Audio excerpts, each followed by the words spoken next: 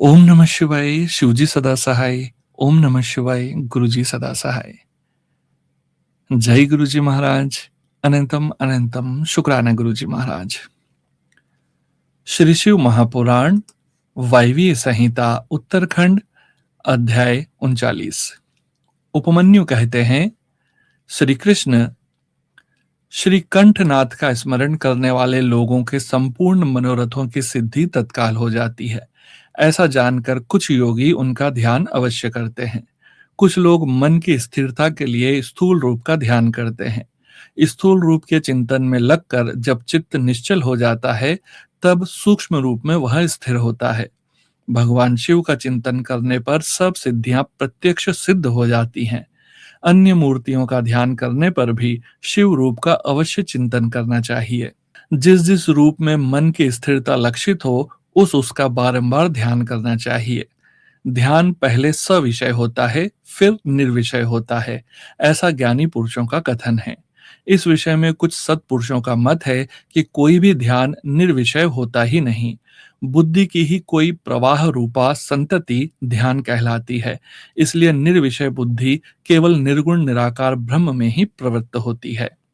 अतः सविषय ध्यान प्रातः काल के सूर्य की किरणों के समान ज्योति का आश्रय लेने वाला है, तथा निर्विषय ध्यान सूक्ष्म तत्व का अवलंबन करने वाला है। इन दो के सिवा और कोई ध्यान वास्तव में नहीं है। अथवा सविषय ध्यान साकार रूप का अवलंबन करने वाला है, तथा निराकार स्वरूप का जो बोध या अनुभव है, वही निर्विषय ध्यान माना गया है। वह सविषय और निर्विषय ध्यान ही क्रमशः सबीज और निर्बीज कहा जाता है। निराकार का आश्रय लेने से उसे निर्बीज और साकार का आश्रय लेने से सबीज की संज्ञा दी गई है। अतः पहले सविषय या सबीज ध्यान करके अंत में सब प्रकार की सिद्धि के लिए निर्विषय अथवा निर्बीज ध्यान करना चाहिए। प्राणायाम करने से क्रमशः शांति आदि दिव्य सिद्धियां सिद्ध होती हैं। उनके नाम हैं शांति, प्रशांति, दीप्ति और प्रसाद। समस्त आपदाओं के शमन को ही शांति कहा गया है। तम अर्थात अज्ञान का बाहर और भीतर से नाश ही प्रशांति है। बाहर और भीतर जो ज्ञान का प्रकाश होता है, उसका नाम दीप्ति है, तथा बुद्धि की जो स्वस्थता अर्थात आत्मनिष्ठा है, उसी को प्रसाद कहा गया है। बाह्य और अभ्यंतर रहित जो समस्त करण हैं, वे बुद्धि के प्रसाद से शीघ्र ही प्रसन्न हो जाते हैं, निर्मल हो जाते हैं। ध्याता, ध्यान, ध्येय और ध्यान प्रयोजन, इन चार को जानकर ध्यान करने वाला पुरुष ध्यान करे। जो ज्ञान और वैराग्य से संपन्न हो, सदा शांत चित्त रहता हो, श्रद्धालु हो और जिसकी बुद्धि प्रसाद गुण से युक्त हो, ऐसे साधक को ही सत्पुरुषों ने ध्याता कहा है। ध्येय चिंता याम, यह धातु है। इसका अर्थ है चिंतन। भगवान शिव का बारंबार चिंतन ही ध्यान कहलाता है। जैसे थोड़ा सा भी योग्याभ्यास पाप का नाश कर देता है, उसी तरह क्षण मात्र भी ध्यान करने वाले पुरुष के सारे पाप नष्ट हो जाते हैं। श्रद्धा पूर्वक विक्षेप रहित चित्त से परमेश्वर का जो चिंतन है, उसी का नाम ध्यान है। बुद्धि के प्रवाह रूप ध्यान का जो आलंबन या आश्रय है, उसी को साधु पुरुष ध्येय कहते हैं। स्वयं सांब सदाशिव ही वह ध्येय है। मोक्ष सुख का पूर्ण अनुभव और अणिमा आदि ऐश्वर्य की उपलब्धि, ये पूर्ण शिव ध्यान के साक्षात प्रयोजन कहे गए हैं। ध्यान से सौख्य और मोक्ष दोनों की प्राप्ति होती है। इसलिए मनुष्य को सब कुछ छोड़कर ध्यान में लग जाना चाहिए। बिना ध्यान के ज्ञान नहीं होता, और जिसने योग का साधन नहीं किया है, उसका ध्यान नहीं सिद्ध होता। जिसे ध्यान और ज्ञान दोनों प्राप्त हैं, उसने भव सागर को पार कर लिया। समस्त उपाधियों से रहित निर्मल ज्ञान और एकाग्रता पूर्ण ध्यान, ये योगा अभ्यास से युक्त योगी को ही सिद्ध होते हैं। जिनके सारे पाप नष्ट हो गए हैं, उन्हीं की बुद्धि ज्ञान और ध्यान में लगती है। जिनकी बुद्धि पाप से दूषित है, उनके लिए ज्ञान और ध्यान की बात भी अत्यंत दुर्लभ है।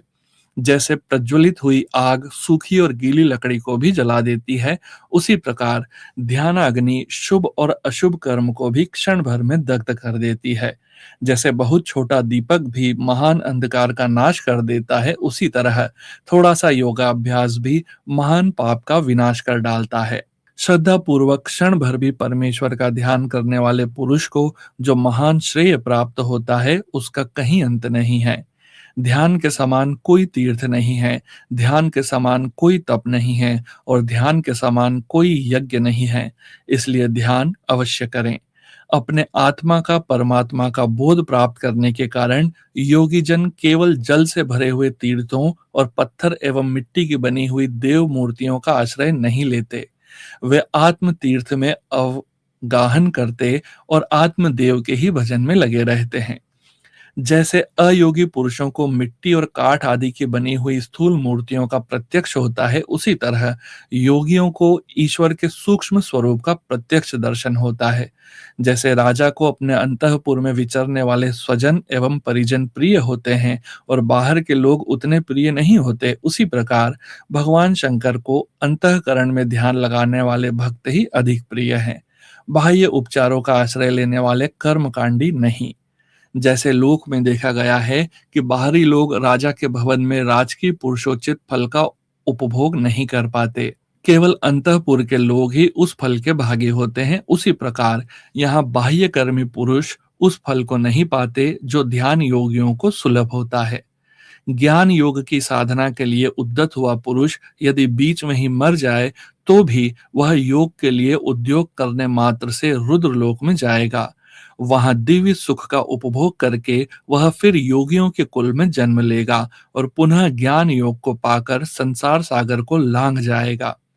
योग का जिज्ञासु पुरुष भी जिस गति को पाता है उसे यज्ञ करता संपूर्ण महायज्ञों का अनुष्ठान करके भी नहीं पाता।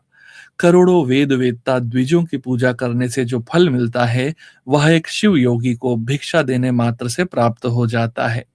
यज्ञ, अग्निहोत्र, दान, तीर्थ सेवन और होम, इन सभी पुण्य कर्मों के अनुष्ठान से जो फल मिलता है वह सारा फल शिव योगियों को अन्न देने मात्र से प्राप्त हो जाता है। जो मूढ़ मानव शिव योगियों की निंदा करते हैं वे श्रोताओं सहित नरक में पड़ते हैं और प्रलय काल तक वहीं रहते हैं। श्रोता के होने पर ही कोई शिव योगियों की निंदा का वक्ता हो सकता है। इसलिए महापुरुषों के मत में उस निंदा को सुनने वाला भी महान पापी और दंडनीय है। जो लोग सदा भक्ति भाव से शिव योगियों की सेवा करते हैं वे महान भोग पाते हैं और अंत में शिव योग की भी उपलब्धि कर लेते हैं। इसलिए भोगार्थी मनुष्यों को चाहिए कि वे रहने का स्थान, खान पान, शैया तथा ओढ़ने बिछाने की सामग्री आदि देकर सदा शिव योगियों का सत्कार करें। योग धर्म संसार अत्यंत प्रबल है, अतः पाप रूपी मुद्गरों से उसका भेदन नहीं हो सकता। योग धर्म और पाप मुद्गर में उतना ही अंतर समझना चाहिए जितना वज्र और तंदुल में। अतः योगी जन पापों और ताप समूहों से उसी तरह लिप्त नहीं होते जैसे कमल का पत्ता पानी से। शिव योग परायण मुनि जिस देश में नित्य निवास करता है वह देश भी पवित्र हो जाता है, फिर उसकी पवित्रता के विषय में तो कहना ही क्या। अतः चतुर एवं विद्वान पुरुष सब कृत्यों को छोड़कर संपूर्ण दुखों से छुटकारा पाने के लिए शिव योग का अभ्यास करे।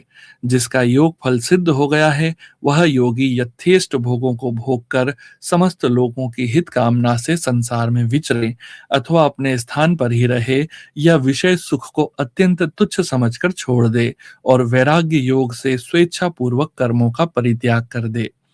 जो मनुष्य बहुत से अरिष्ट देखकर अपनी मृत्यु को निकट जान ले उसे योगानुष्ठान में संलग्न हो शिव क्षेत्र का आश्रय लेना चाहिए। वह मनुष्य यदि धीर चित्त होकर वहीं निवास करता रहे तो रोग आदि के बिना भी स्वयं ही प्राणों का परित्याग कर सकता है। अनशन करके शिवाग्नि में शरीर की आहुति देकर अथवा शिव तीर्थों में अवगाहन करते हुए अपने शरीर को उन्हीं के जल में डालकर शिव शास्त्रोक्त विधि से जो अपने प्राणों का त्याग करता है वह तत्काल मुक्त हो जाता है। इसमें अन्यथा विचार करने की आवश्यकता नहीं है। अथवा जो रोग आदि से विवश होकर शिव क्षेत्र की शरण लेता है उसकी भी यदि वहां मृत्यु हो जाए तो वह इसी प्रकार मुक्त हो जाता है, इसमें संशय नहीं है। इसलिए लोग अनशन आदि से शिव क्षेत्र में श्रेष्ठ मरण की कामना करते हैं, क्योंकि शास्त्र पर विश्वास करके धीर हुए मन से उनके द्वारा इस तरह की मृत्यु स्वीकार की जाती है।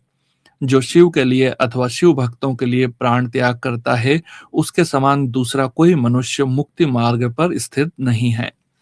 इस कारण इस संसार मंडल से उसकी शीघ्र मुक्ति हो जाती है।